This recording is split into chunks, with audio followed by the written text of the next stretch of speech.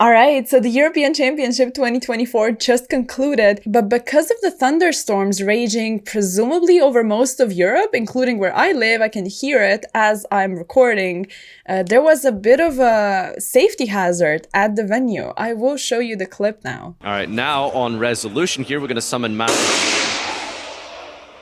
Oh, wow, we have an incident in the hall here. So we're just going to pause for a moment here. I just saw a fuse box explode.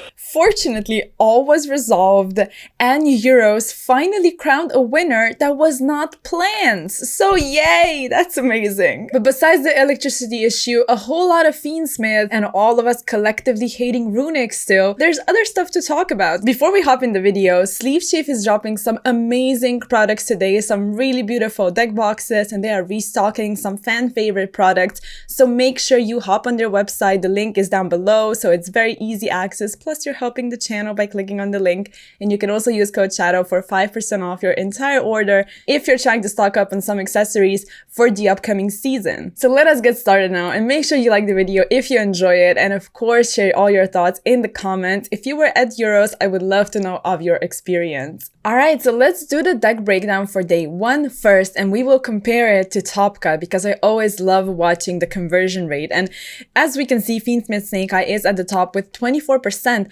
but if we take a look at top 64, the conversion rate is actually insane. Almost 50% of top 64 is Fiendsmith Snake Eye, and that's pretty much what ended up happening all the way to top 8, and it's just, the deck is insane. But let's talk about some other decks first, and then we'll focus on, you know, the Fiendsmith deck. So as we can see from the breakdown of day 1, there is also Tempai Dragon, Fiendsmith Yubao, Runic Ritual Beast Branded, and Memento. And for the most part, all of these decks actually converted to top 64. So we can see that the decks that the people actually decided for are some of the best decks just overall in this format. Even though Fiendsmith variants are really oppressive right now, there are still some interesting decks that we saw pop up on stream. They maybe didn't do so well. We saw Hero, we also saw like a Mimigu Vanquish Soul deck, which was interesting. Let's talk Memento, for example, a really cool deck that it's just like, it is not really the correct time for it because of the insane meta we are in, but it is looking like a deck with a lot of potential moving forward. Branded, also a deck still able to hold its own, but it's not at the forefront of the meta anymore. And as for Runic, let's talk about this deck. So obviously its path stopped somewhere in the middle of Top Cut. It did not make it to top 8, but just overall, Runic variants and specifically Runic Stun is an ever-present deck in the last couple of months, I feel like. And whether you hate it or not, the fact is that you have got to be prepared for it. And the match against Rescue Ace Fiendsmith Kashtira was just, I loved watching it. I know it's Runic, it's not the most exciting match to watch, but I loved seeing how the player adapted to this matchup and just used evenly matched after evenly matched without committing cards to really maximize the advantage.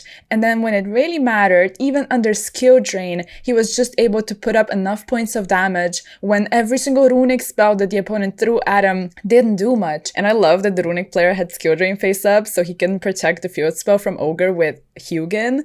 Like, I loved it. I loved it so much. I know it's not nice to the player, but I was just like, yeah, you know, the skill drain really did you dirty this time. So I think all of us were excited to see Runic do not so well. And nothing against the player, but it's Runic Stun. We don't mess with Runic Stun.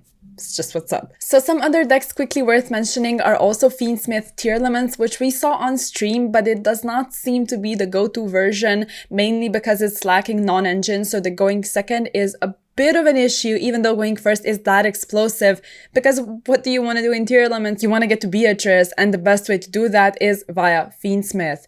Also, Labyrinth managed to go all the way to Top Cut, but it didn't go further than top 64. Perhaps it was top 32, but there was none in top 16. So it's still an okay choice, but you do have to be really good and just overall have a good run. We saw in round 1 how Labyrinth facing Tearlaments was really not in the Labyrinth deck's favor. So it really depends on just the entire event and how it's going for you. So let's talk about top 16 right now. Hopefully this breakdown is correct.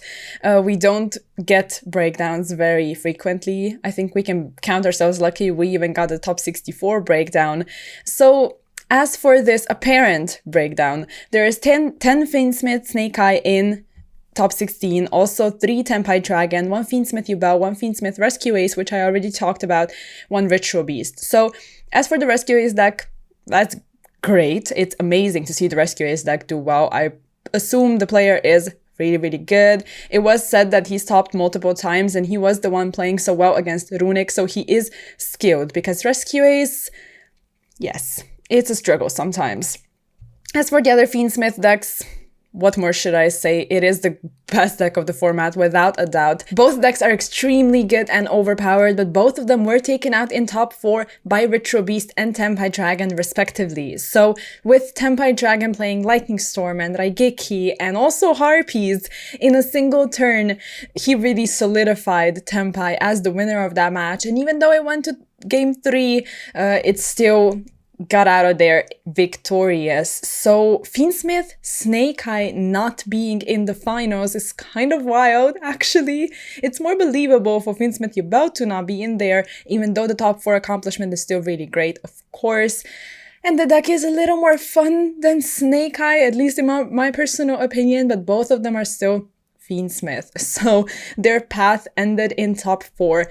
But let us talk about the finals now. So Tempai is finally a deck that's not just getting into top cut and then falling short, but it actually managed to win Euros, which, even though I don't personally like the deck that much, I think it's still a great accomplishment, which I guess is nice as long as it's not Fiendsmith Snake Eye. But, if you're a Tempai Dragon player, if you're a fan of the deck, that's great. I still think the deck is not so great for the meta, just from the perspective of how healthy it is for the game. I think Shifter is a big issue, and I also have a problem with the field spell, but it was fun to see all the going second cards against Snake Eye, though. I do not want to be hypocritical, though. We have to focus on Shifter, but I think it's better to talk about it in regards to Ritual Beast as well, because I want to address this. I think it's wrong for people to say that Ritual Beast is only good because of Shifter. It 100,000% gets carried by it sometimes, and it is boosted by it. However, the deck by itself is still good, and that's why I said we don't want to be hypocritical. Shifter is still a problem, whether it's played in Tempai or Ritual Beast or any kind of other Shifter deck. If we're being honest, I think it's wrong when people are going crazy in the comments. Oh, at least Snake Eye's got Shifter. Haha, Snake Eye's got Shifter. Shifter is still an issue. That card still needs to be banned. Y'all should not be happy just because the Snake Eye player got Shifted. I don't know. I don't agree with that. But let's focus on actual Ritual Beast now, which that's still an insane accomplishment to make it all the way to the finals. And yeah, top 8 was won due to Shifter. We all know this, but still I will die on this hill.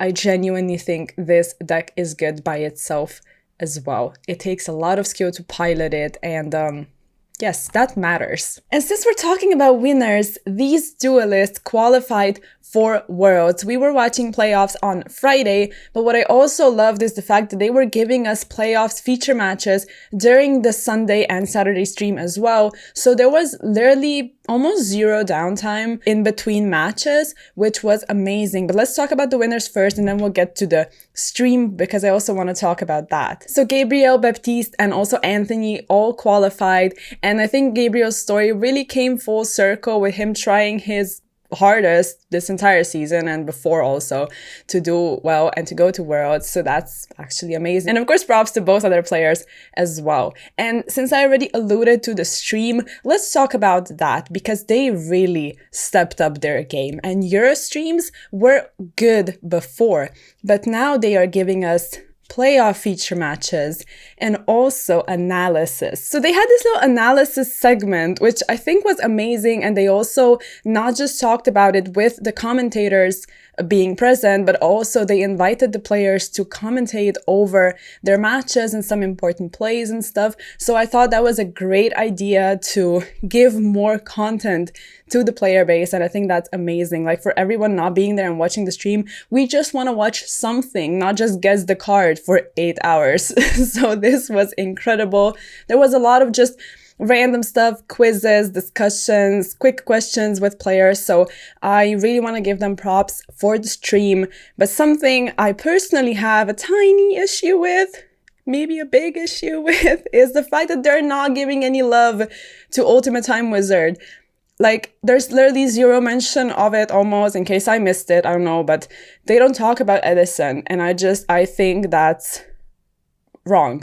I think it's just plain wrong. I think more love should be given to the alternate formats because you encourage people to play. There are a lot of players out there just eager to play Edison, and we cannot ignore the fact it's also because of this current format, and it's been happening ever since Tier 0, Tier Shizo format, pretty much. It's when Edison really started popping off. So I think it's wrong they don't show it enough love when it comes to streams. And yeah, they had this one match when the commentators were playing, which that's fine. But I want to watch like the top Euro duelists playing Edison. I want it. Okay, just give me that. So that's it when it comes to my little complaint about the stream, but the rest was fine. Although I did miss Marcello Barberi, shout out to him. I miss him on commentary. I think we all did.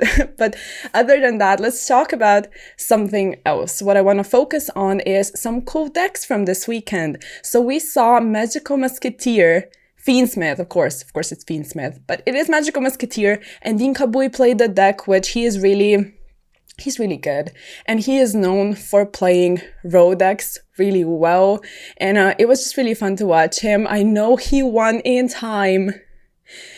Let's just not talk about that, is the time rules. That's a whole nother discussion, but just talking about a deck that is not the top meta deck of the format, but got boosted by this generic engine.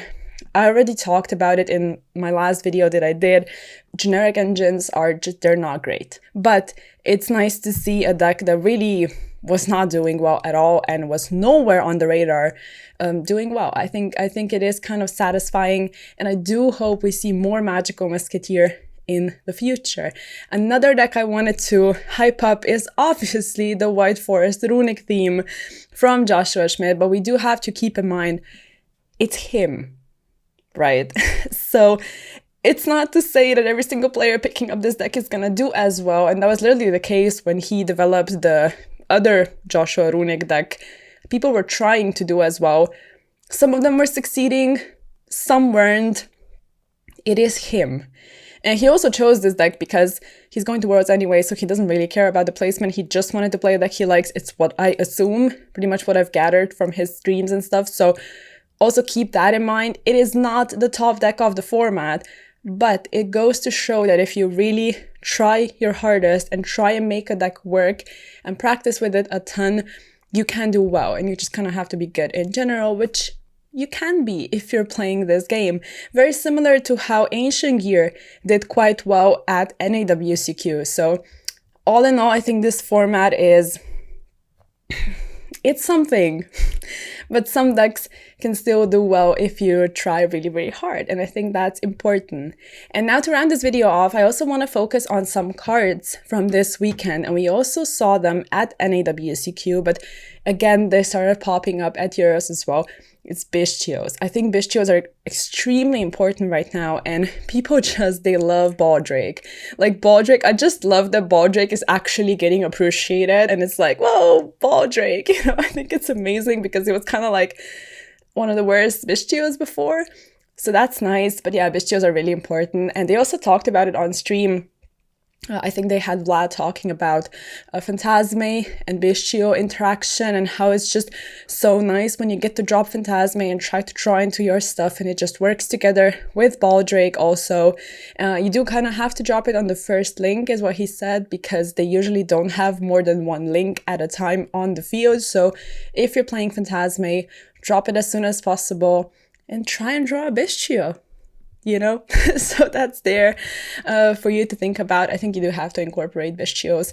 Other than that, some cards that we also saw, I guess we can talk about Mulciarmi to really round this video off. What do you think about this card? Because it always pops up on stream, but it's never like that game-changing. People do try it out, but it kind of reminds me, I don't know if that's a good comparison, but it reminds me of No Material, because like it was also around the time of Euros. Everyone was playing it. The card was not bad, but it was kind of like this new secret rare hand trap. We're all gonna try it. I don't know what to think about Mulciarmi really, but let me know what you think. But that's pretty much going to be it for this video. Hope you enjoyed. And again, let me know your thoughts. And if you were there, talk to me about your experience in the comments. And I will catch you in the next video. Bye!